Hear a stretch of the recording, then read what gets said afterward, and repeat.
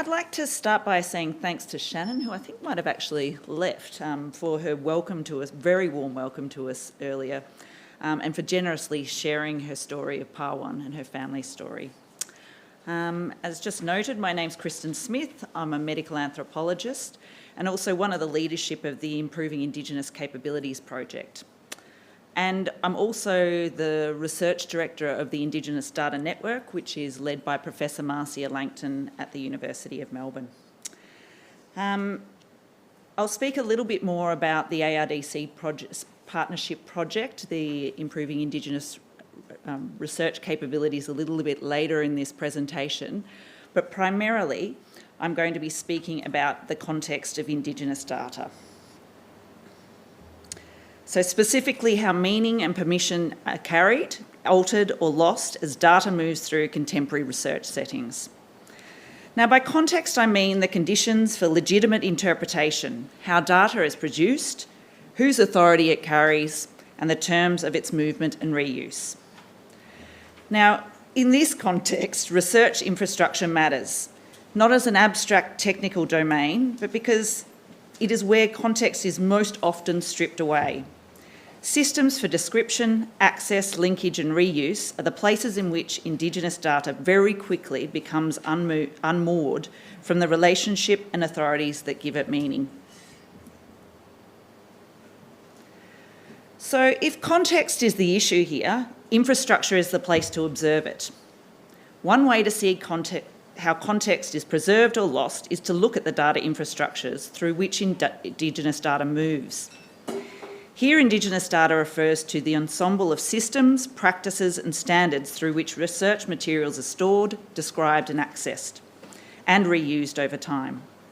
This includes institutional and disciplinary repositories, library and archival catalogues, metadata schemas and controlled vocabularies, persistent identifier systems, licensing fields and technical access controls.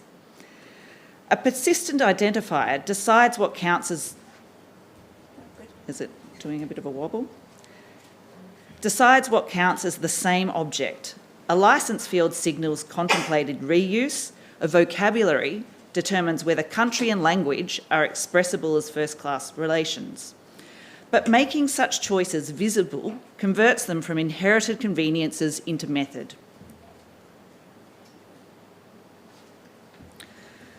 So starting from infrastructure provides us all with a shared reference point that spans methods, disciplines and roles.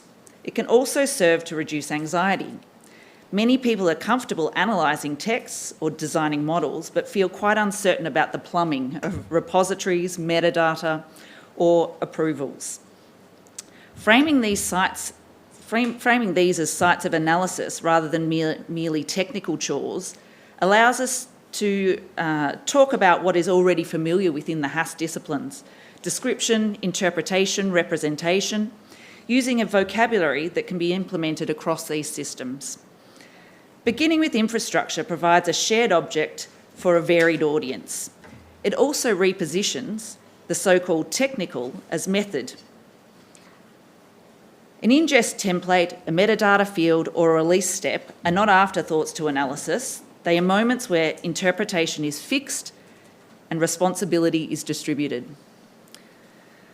When you later in this summer school see a cataloguing choice, a persistent identifier, a license field or a data release, you will be able to ask what is being made visible, what is being obscured, and whose authority is acknowledged.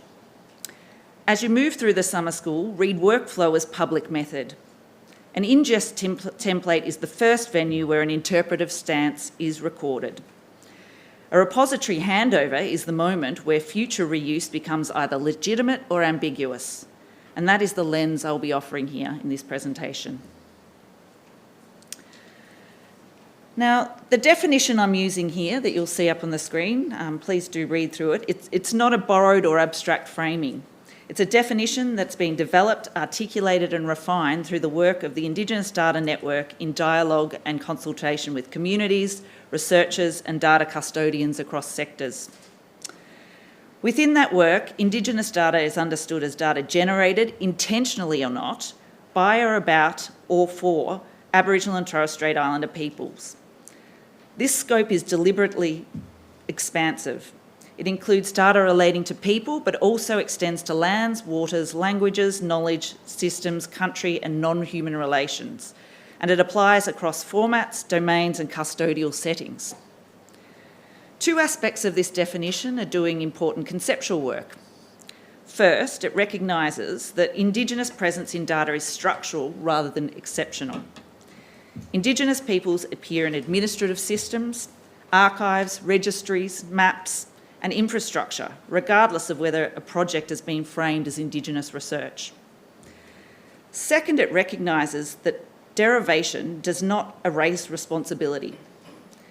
Indigenous data remains Indigenous data when it's aggregated, de-identified, linked, summarised, or algorithmically transformed.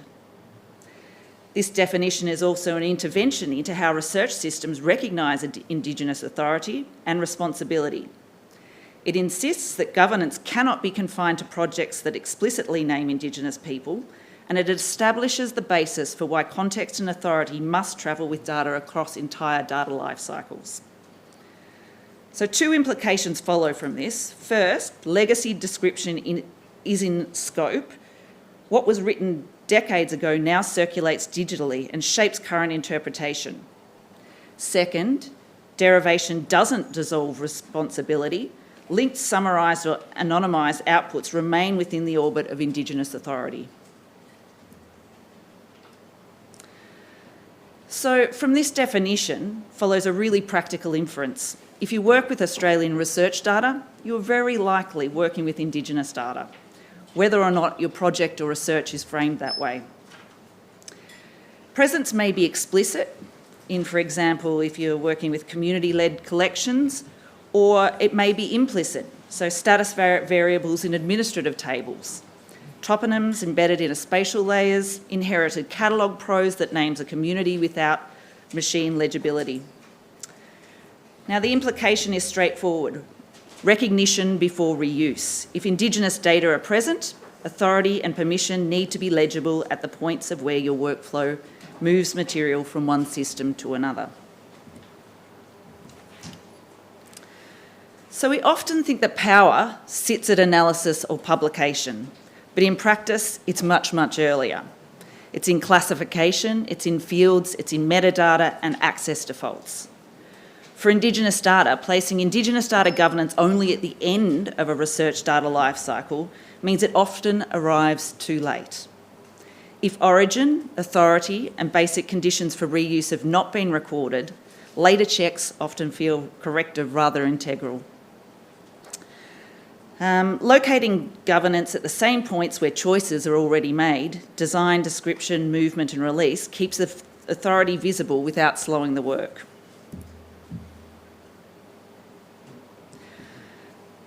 So, as I've said here, Indigenous data is not a subset, it is a context. And here context is not colour or ornament, it's a condition of meaning and permission. So my presentation really follows context across these four sites of practice. Origin, where decisions and obligations start. Description, how understanding is carried forward.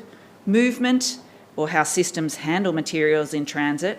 And use, who interprets the data, for what purposes, under which conditions. When context isn't carried, meaning and authority are rewritten by infrastructure defaults rather than by Indigenous communities of origin or knowledge holders. So most researchers, and I'm assuming a lot of you, don't really wake up thinking that you're explicitly working with Indigenous data governance principles or Indigenous data governance per se. Going back, say, 5 years ago, I wouldn't have framed this within my own work either, necessarily. But you encounter this issue in really very ordinary places. When you write a data management plan, when you name a category or a variable, when you decide how to do an interview, text, recording or image, how it will be described, when you deposit material in a repository, when you link your data to something that you didn't collect, or when you publish an output drawing on earlier collections. So, origin concerns the circumstance of of production and the location of decision-making authority. In Indigenous contexts, authority is often collective, distributed and intergenerational. Record what travels, community of origin, knowledge holders, and any protocol or time-based conditions. When origin and authority are not recorded, later governance claims rely on inference or goodwill. That is why origin notes written close to the point of collection or ingest are really so powerful. They will reduce later ambiguity and allow meaning and permission to be carried rather than reconstructed. So description is not merely cataloguing. It's the means by which the future users understand materials and data that they did not help create. Yet description practices often flatten cultural or relational meaning. Legacy records omit communities of origin, systems lack fields for protocol notes, names of knowledge holders are lost in free text, and governance contexts are absent or unrecorded. Now, I do want to say that none of this is via malice. It really is the inheritance of schemas that were built to optimise discovery for generic users rather than to carry authority and permission. However, the remedy isn't to write essays, it's to place short, specific, controlled information in fields that travel. Again, community of origin, knowledge holders, protocol notes, or a governance tag that can be indexed and acted on. So these are low-cost changes with really, really high impact in the long run. Now, in Indigenous contexts, metadata is epistemic work. It's not clerical. Description is not neutral infrastructure. It's a form of epistemic work in and of itself. The ways Indigenous peoples, languages, places and knowledges are named, grouped or omitted in metadata schemas can actively shape what can be known and how it can be known. When standard vocabularies lack terms for communities of origin, when place names are recorded without reference to country, or when authority is reduced to an individual source, the system produces knowledge that is flattened, partial or misleading, regardless of the quality of the downstream analysis. Again, it's not a matter of intention, it's a structural effect of schemas and systems that were designed without Indigenous epistemologies in view. Yet the consequences are real. Misdescription can reproduce harm even in data sets that appear methodologically sound and ethically approved. In this sense, metadata can enact what can be described as epistemic violence, even if the research in itself is benign. For this reason, description must be understood as a primary site of governance. It's the mechanism by which Indigenous presence is made intelligible on its own terms within research infrastructure. So when description is actually done very well, it can allow meaning and authority to travel together. When it is not, harm is reproduced at scale, precisely because metadata is what systems rely on most heavily once materials begin to circulate. Now, movement occurs when material is uploaded, cited, harvested, shared or linked. It's at precisely these moments that systems tend to prioritise interoperability. Left to itself, though, interoperability can strip away the most fragile elements, context statements, authority references, etc., because they look like local colour more than core description. The result is predictable. A record that was intelligible in one repository becomes ambiguous in an aggregator. A data set that was bounded in one approval becomes free-floating in a linked environment. Movement is where lightweight governance signals, such as machine-readable flags, layered access and brief protocol works, can do the most work. So, moving on to use, interpretation and reuse. Use really asks the questions such as who is interpreting, for what purposes and under which conditions. Reuse without context rewrites meaning. A recording becomes a generic audio sample, a spatial layer becomes an input to an analysis that dislocates country from community. An identifier becomes a variable inside a model that produces deficit narratives. However, placing governance inside reuse is not a prohibition. It's actually just a way to sequence interpretation. Check the context, verify permission, and then proceed. Use is where meaning becomes public. Small cell tables, model features, recombined spatial layers can look methodologically sound while drifting away from the terms implied by origin and protocol. However, a brief pre-release check asking whether the proposed interpretation still sits within the recorded context and permission adds minutes now, but prevents months of repair later.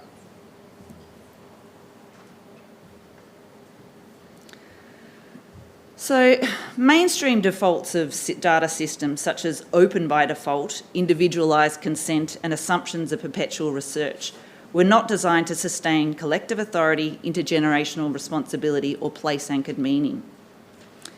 However, these defaults actually have very strong value. They enable discovery, collaborations and efficiency. But when materials engage Indigenous rights and obligations, those defaults must be qualified by governance that travels. Where Indigenous authorities and obligations are relevant, those defaults need qualification, not to block sharing, but to make sharing conditional on context and permission being legible in the record. To keep context mobile, governance must be placed inside the data lifecycle. In collection, this means making scope, terms and protocols explicit. In description, it means naming communities of origin and knowledge holders, writing short protocol notes and adding a governance tag. In access and interpretation, it means layered permissions and time-bounded approvals that can be renewed or revised.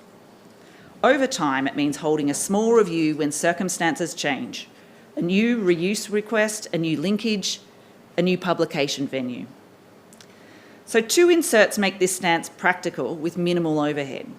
First, layered access with a human checkpoint prior to reuse or export. Second, a machine-readable governance tag in the metadata that trips a review when an item moves. So as you can see, these are really small changes, but they prevent the familiar pattern where context is forgotten, not by the principle, but by workflow. So over time, such markings create institutional memory strong enough to survive staff turnover and platform changes, while remaining light enough for research to proceed. Now, the normative basis of Indigenous data governance is derived from the United Nations Declaration of the Rights of Indigenous Peoples. So self-determination, participation, free, prior and informed consent, rights to language, knowledge and cultural heritage. In research infrastructures, these do not sit outside the system. They're implemented as governance inside the system. In practical terms, that means naming authority in context, designing for consultation when movement occurs, and setting time limits so approvals don't drift indefinitely. Rights move from aspiration to operation when repositories, linkage processes, and release steps are designed to carry them. Placed inside workflows, rights cease to be abstract. Self-determination appears as who drafts the origin and protocol note and who is recorded in the governance contact. Participation and free and prior and informed consent appear as the checkpoint that is triggered when movement occurs. Rights to language, knowledge and cultural heritage appear as whether community context remains visible when records are harvested, linked or summarised.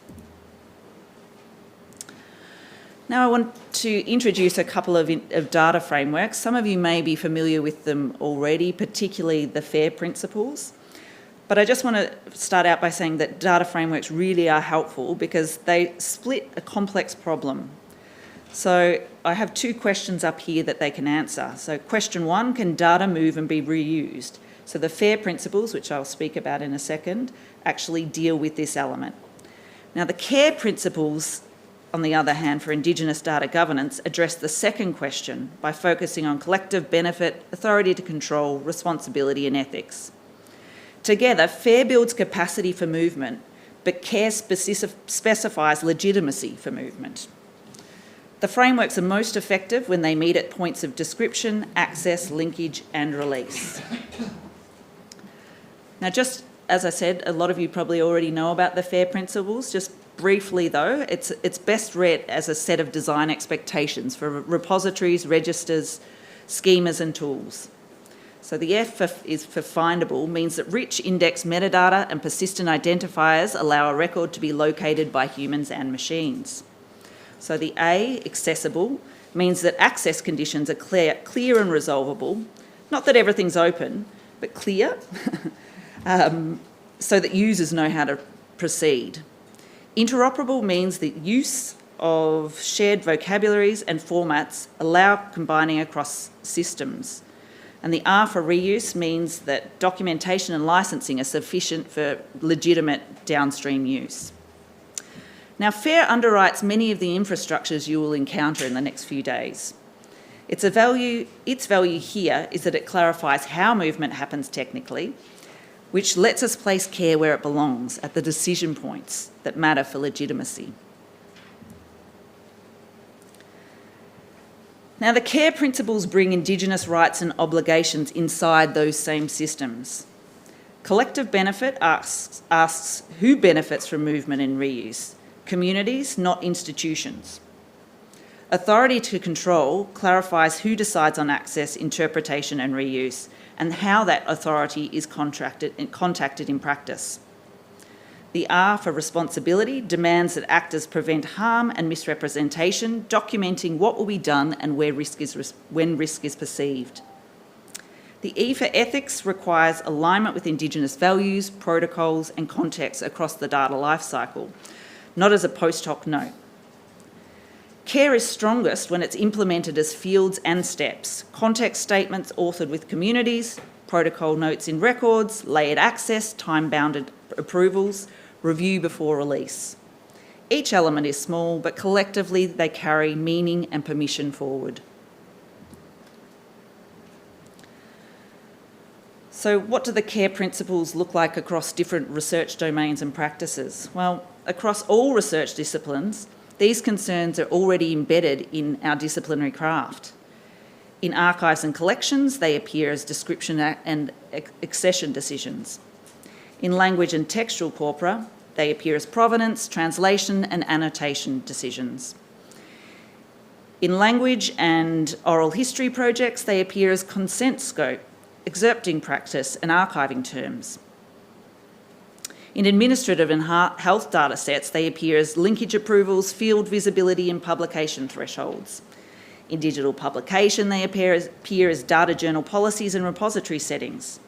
So the point really isn't to add new tasks, but it's to locate where in your existing practice a light governance insert would prevent context loss later.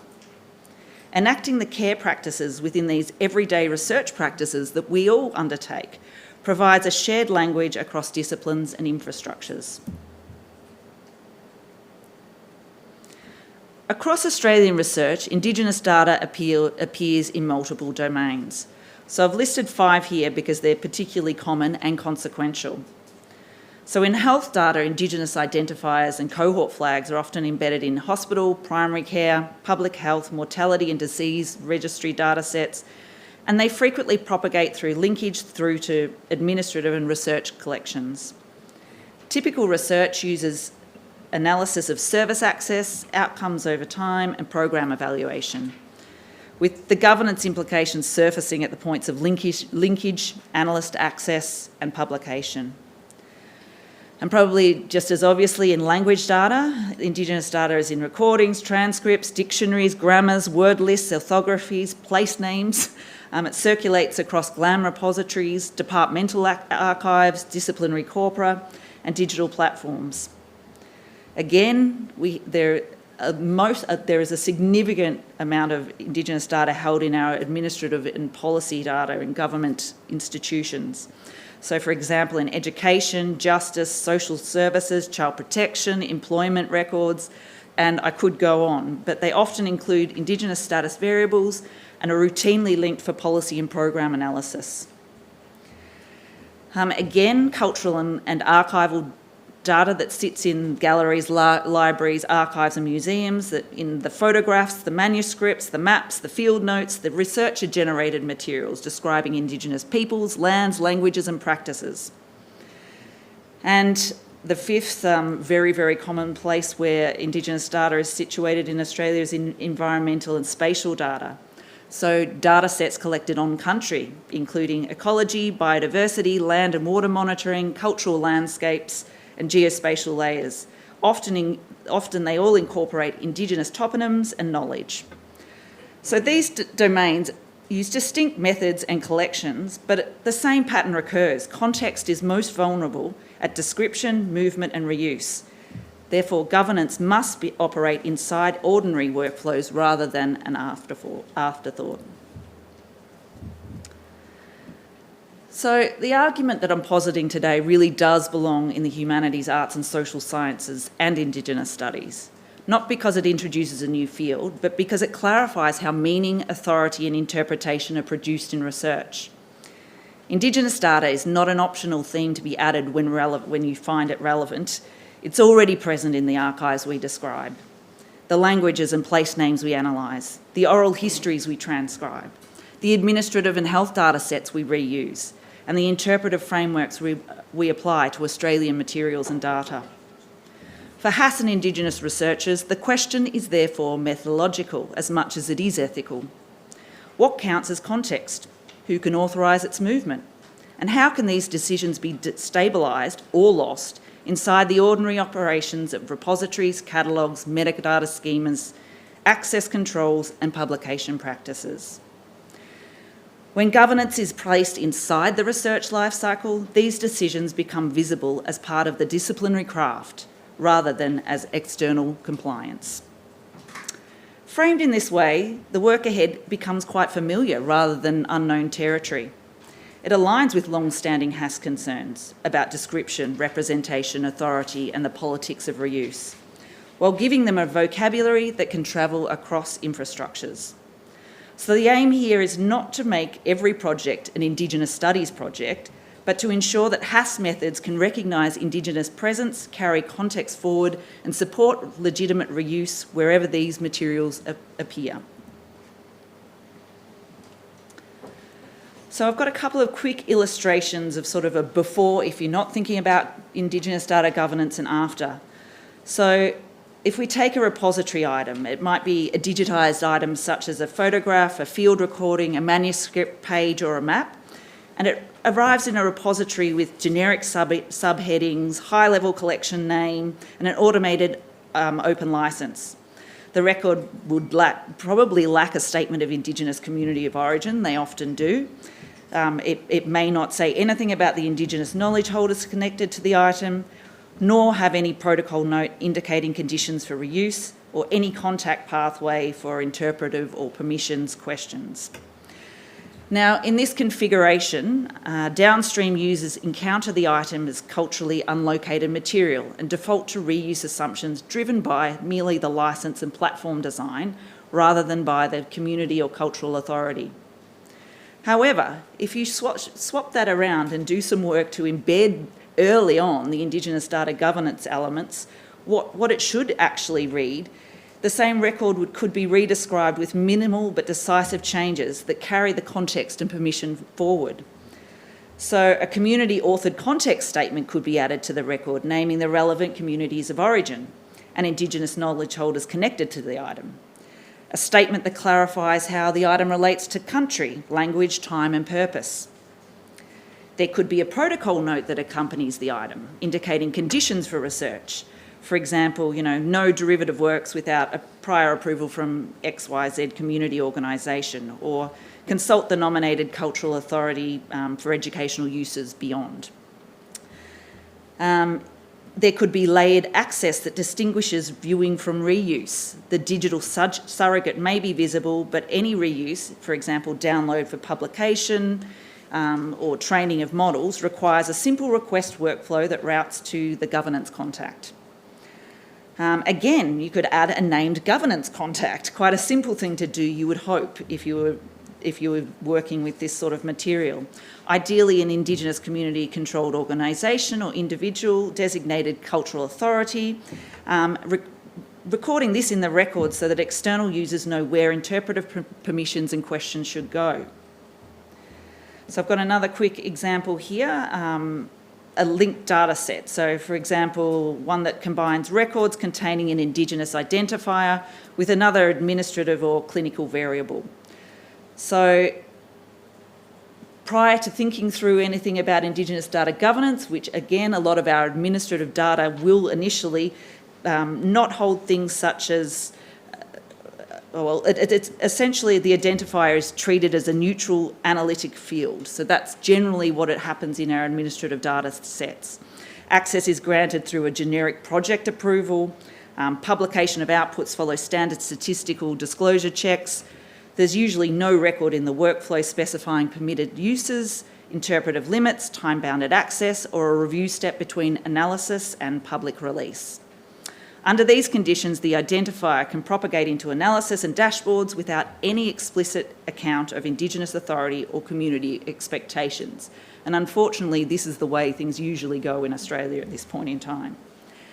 However, with some slight shifts, we can embed governance inside the analysis and release chain. So the same linkage and analysis proceed with 4 explicit governance elements.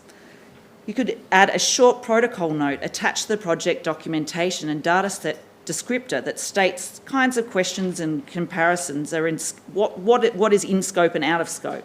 For example, no subgroup reporting below agreed thresholds, no cross-tabulations that imply causal narratives at community level, or something like no re-identification attempts across small geographies. You could have role-based access, so implemented for analysts, supervisors or collaborators. Access to the Indigenous identifier and to fields that could be used for small cell reconstruction could be restricted unless warranted by the approved question. Again, there could be time-bounded approval that gets added and pre-publication review checkpoints. So as you can see, these really quite simple elements can be added to what we commonly use in our day-to-day research that improves the Indigenous data governance and long-term use of this data. So I'm just quickly going to introduce to you the Improving Indigenous Research Capabilities project that sits within the ARDC's program to build the Hassan Indigenous Research Data Commons. So we're in our second phase now. Phase 1 was 2021 to 24, where we established social and technical architectures and core Indigenous data assets. Phase 2 that we're in now, that runs through to mid-2028, expands with an Indigenous data catalogue, resources and capability building. I don't have time to go into great details, but if you're in workshop A, you'll hear a lot more about it. So our stance in this project is to enact Indigenous data governance by infrastructure from the ground up, embedded within catalogue profiles, workflows and tools that embed authority and protocols. The goal of this approach is to empower Indigenous peoples through data and advancing self-determination in everyday institutional practice. So as you can see, there are 5 groups that we actually aim to be building capability within this, and this scope reflects how data moves. Capability must be distributed or governance collapses in transit. For government, GLAM and industry, treat this as a human rights due diligence for data and technology in line with the UN guiding principles and the Office of the United Nations High Commissioner for Human Rights, BTEC for guidance. So it's practical, recognised language for procurement and platform choices. Because movement is systemic, capability must be distributed. So within the IIRC project, we focus on portable inserts that teams, researchers, units, repositories, governments can adopt where they already work. A data management plan, paragraph, a protocol template. We have metadata tools that you can use. If you go to idnau.org, you can have a look at a whole lot of our resources online there that we've developed. We work from the ground up, so we have case studies that we work with communities across Australia that are ongoing, expanding all the day. We partner with universities, with government agencies, data authorities, the community-controlled sector and beyond. So it's quite a large project. If you want to jump on either the ARDC website to have a look more about what we do, or the Indigenous Studies Unit website at the University of Melbourne, you can find out more. So why does everything that I've been speaking about today actually matter to all HAS and Indigenous research? As I mentioned earlier, it's not an added topic. It reframes how materials move through systems that already shape our work. When Indigenous data is present, explicitly or implicitly, the quality of interpretation depends on whether context and authority travel across description, movement, and reuse. For HASS, the benefits are immediate: clearer interpretation, stronger defensibility, and a vocabulary that aligns with disciplinary craft. For Indigenous research, rights and responsibilities are enacted inside repositories, catalogues, linkage processes, analyst access, and release steps rather than outside of them. The frameworks support this shift. FAIR improves capacity to discover and combine materials, and the CARE principles for Indigenous data governance keep authority and permission visible at decisions that matter. In combination, they allow teams to proceed with confidence, building corpora, linking data sets, publishing collections, and communicating results in ways that preserve meaning and legitimise reuse. So carrying context forward means designing ordinary research workflows so that meaning and permission move with the material. In practical terms, this involves really 3 habits that can be adopted within any team or individually, regardless of discipline or platform. First, write context once and let it travel. Second, make authority legible at decision points. And third, add one review trigger where movement occurs. Taken together, these habits don't slow research so much as sequence it. Description that carries context, access that recognises authority, and release that checks alignment with stated limits. They align with the intellectual work of HASS: description, representation, interpretation, and Indigenous research priorities of self-determination, participation, language and knowledge, so that materials remain interpretable and their movement remains legitimate wherever the research goes. Now finally, if you're looking for a concrete starting point this week at the summer school, I've just got a few things that you can do. First, locate where Indigenous data is present in your project. It's a really key element. It's something that most people don't think to do. Second, write a brief context statement. Who are the communities of origin? Are you able to find this out if it's not explicit? Who are the knowledge holders? Can you add a protocol note? And if you can do these things, place it within the record. The third thing, add one governance insert, such as a metadata tag that prompts review when the material moves.